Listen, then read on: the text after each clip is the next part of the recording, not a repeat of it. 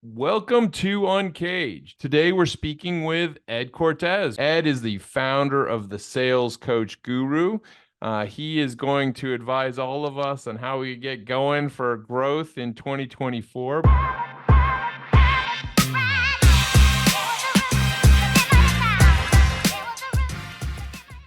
But before we get it on to the Sales Coach Guru story, Ed, tell us a little bit about your career and how you got here. I appreciate that. So I have been in sales for over 30 years. I started very young, and no matter what anybody says, this is a very much learned skill. I had several businesses, but where I really learned the majority of my sales coaching portion was working with a few startups that you might have heard of.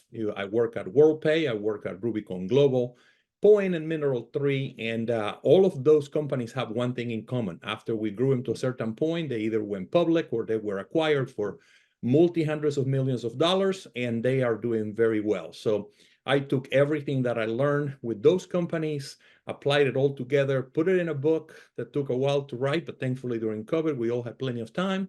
And then I have been working only with private clients and promoting what I do. Yeah, now for folks out there, Ed's book is called Unlocking Profit, Mastering the Three Pillars of Success: People, Processes, and Profit. So take a look at Unlocking Profit. But Ed, I mean, now that you have all of the knowledge that all of us need on the growth side, tell me a little bit about the Sales Coach Guru story and how you've evolved that operation. Yeah, so that has been something that I have always loved is just basically helping other people be better at sales. And I always felt more successful, not just by me accomplishing goals personally with sales, but by really helping people who didn't know how to sell or were very green in the sales environment or never knew even there could be a salesperson, and coaching them, teaching them, and really making them excel and taking what I would call a B player and turn them into an A player into a superstar, and then getting people that didn't even think they could do sales to learn it and be very successful at it. Yeah, I mean, it's something that we all need to be better. I mean, if you were to tell me, Ed, some of the secrets to that process, you don't want you to give the full kit and caboodle out here, but what are some of the key things people need to be thinking about? So the most important one, I think, is learning consistency. Many people give up very easily. In today's environment, it takes somewhere around 40 touches before sometimes you talk to somebody. And people get frustrated. They think that things will happen immediately or that their success is going to come overnight, but it doesn't. It's just like everything else. You have to refine your craft and you have to practice. The very Mm. first time you make a phone call to a prospect, it's not going to go very well, but by the 1,000th call, you do it very smoothly.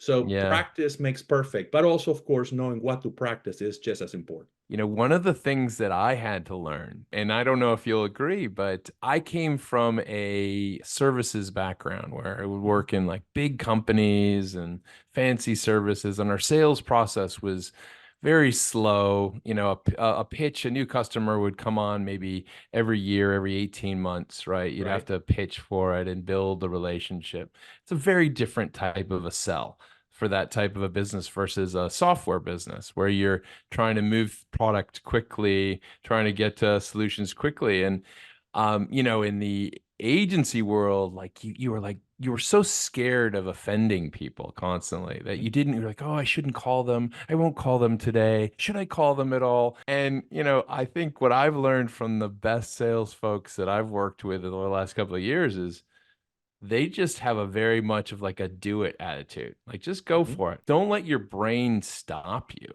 you know, like just go. It's something that some people have. And then I think some people have that kind of like timidness, right? The word you probably were looking for is resilient. Yeah. You got to be resilient about it and you got to do it. But you're absolutely right. I mean, all of us, unfortunately, have created fears. And one of Hmm. the biggest fears every human being has is the fear of rejection. Mm. And that is one of the biggest reasons why people don't want to pick up the phone and make a phone call. But once Yeah. we learn that what's the worst that can happen, they say no. Did that really impact you in a life-changing way? No, you move on. No is Yeah. a good answer. I tell people, you want a yes or you want a no. What you don't want is the maybe. The maybe keeps you hoping, keeps you calling, keeps you engaged, but it's not going anywhere. I tell people that's the same thing as getting on a treadmill and running as fast as you can, but you really didn't go anywhere. You burned calories, you got yourself exhausted, but you didn't move from where you were standing. It's the same thing. Yeah. So you're absolutely right. Yeah. It's just taking away that fear, taking the plunge and just doing it that really makes a big change. The maybes are so funny because they all fit in people's lives in various ways. One form of that is I kind of call it like the silver bullet. So, you have a salesperson that they're behind on their numbers and they're like, but I got this one deal and it's gonna close, and they're like, and you're like, don't bet on the silver bullet, right? Right. Yes. Yes. That's absolutely true. But when you do a pipeline review with somebody, and this is, of course, we have a lot more technology in our hands to Yeah, do that. But that's one of the biggest things. If you are honest about your pipeline, a lot of times the pipeline is not robust because yeah, you have a lot of those silver bullets expected to close. And it's yeah, like, well, weren't you expecting it 3 months ago and 2 months yeah. ago and a month ago? What is different now? So, yes, you're absolutely right on that. Over the last couple of years, we've had these, I would say, almost like seismic changes in the working world. Tell me a little bit about some of the key trends you're seeing right now in the sales space. Well, I think one of the ones that it actually concerns me a little bit too. We do have the ability to use technology in our favor, but Hmm. some of this technology can also create problems. For instance, I know that there are some different companies now that offer a monitoring service. So if your salespeople are making calls for you and they're calling prospects, you can actually put an alert to check for keywords and tell you when they said it too many times, and then listen to a recording and everything else. I Yeah. think that creates an environment where the managers are not learning the way they should learn to coach people to be better. They're just focusing on the negative impact of whatever they're saying. And also then people don't say those words out of fear just because they don't want to be called out on it. But there is no actual improvement. So sometimes we're relying on technology to monitor things, but then we're not really working on ourselves in the proper communication and the proper training to make people better and to help them really master their craft.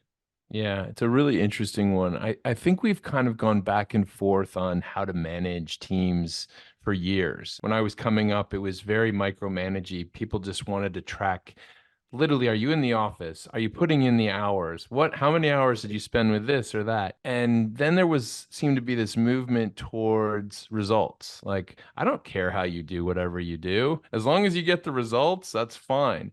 Right. And now there seems to be this idea of, well, there's all this data. We need to track all the data. It's a fascinating one. I sit with some of our analysts and they'll hand me a spreadsheet of 40 different KPIs. And you're just like, why do these matter? Like, these are the three that matter. Like, Right.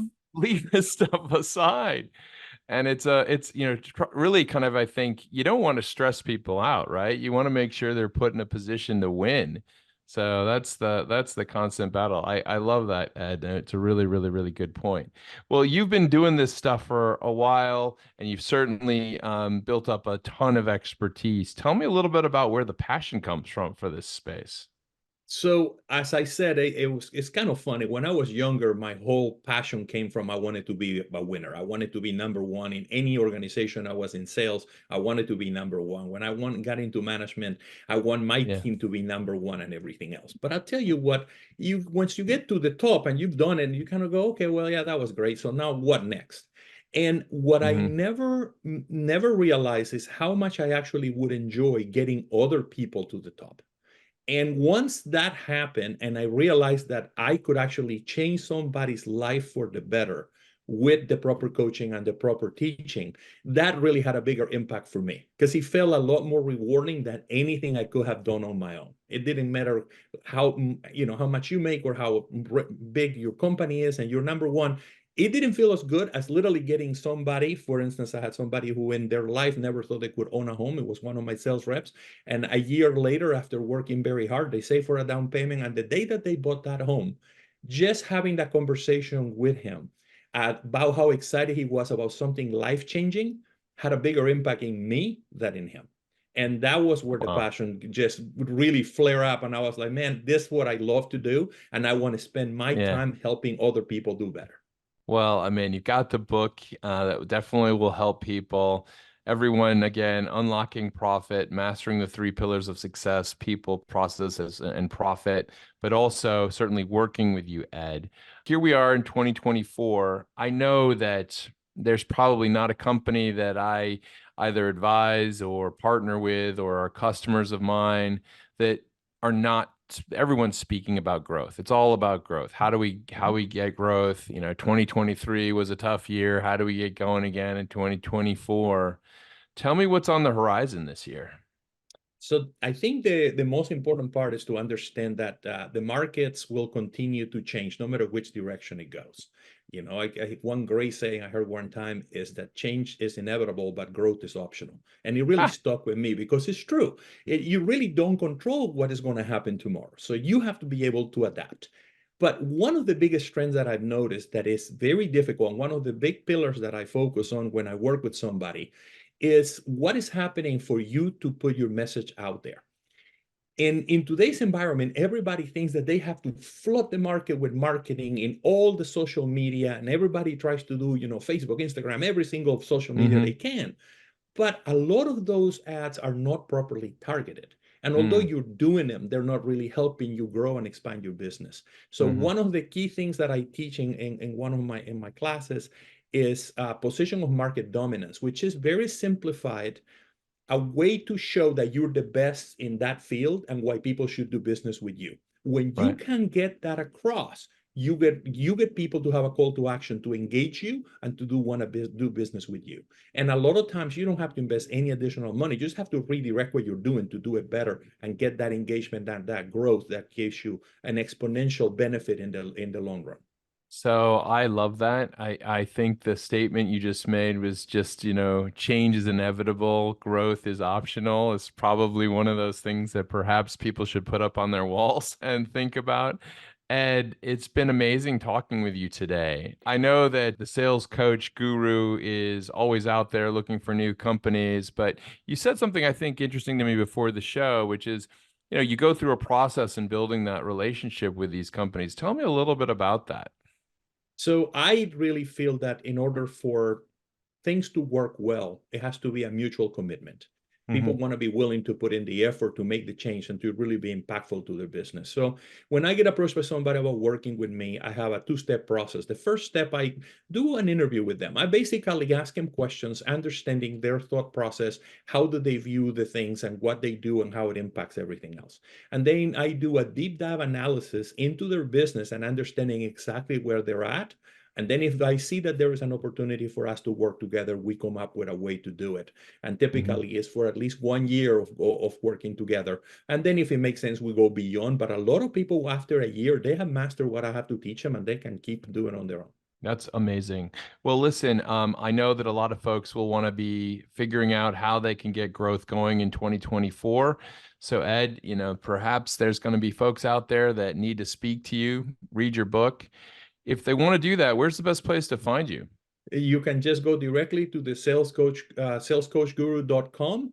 There is a direct link to my calendar there. You can book an interview and you can also download a copy of my book. It's digital, it's available, and it's free.